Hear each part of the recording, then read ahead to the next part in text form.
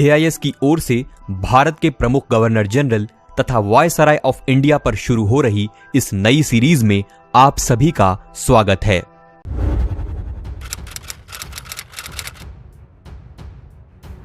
(1905) से शुरू हुए इंडियन नेशनल मूवमेंट के एक्सट्रीमिस्ट फेज के दौरान वायसराय ऑफ इंडिया की कमान लॉर्ड मिंटो द्वितीय के हाथों में थी।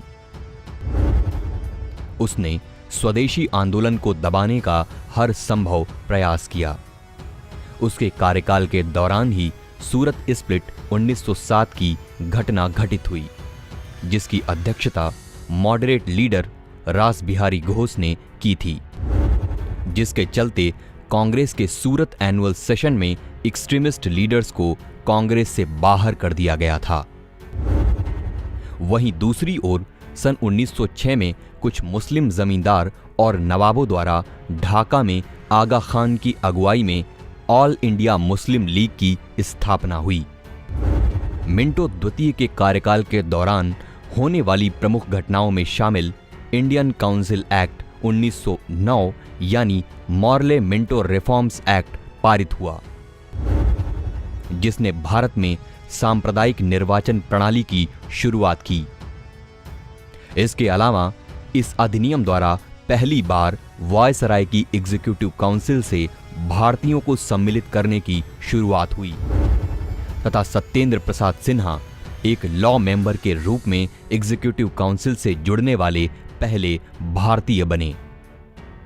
अंग्रेजों द्वारा स्वदेशी मूवमेंट का क्रूरता से किए गए दमन के बाद हर तरफ पॉलिटिकल वैक्यूम क्रिएट हो जाने के कारण मूवमेंट लीडरलेस हो चुका था, जिसने क्रांतिकारी गतिविधियों को जन्म दिया।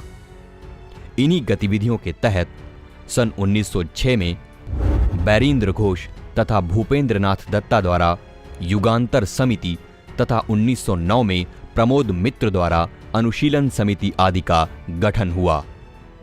सन 1911 में हार्डिंज द्वितीय के कार्यकाल के दौरान दिल्ली दरबार आयोजित किया गया, जिसमें किंग जॉर्ज फिफ्थ का कोरोनेशन हुआ, जिसके पश्चात कई महत्वपूर्ण कदम उठाए गए, जैसे कि सन 1911 में ही बंगाल के विभाजन को खारिज कर दिया गया।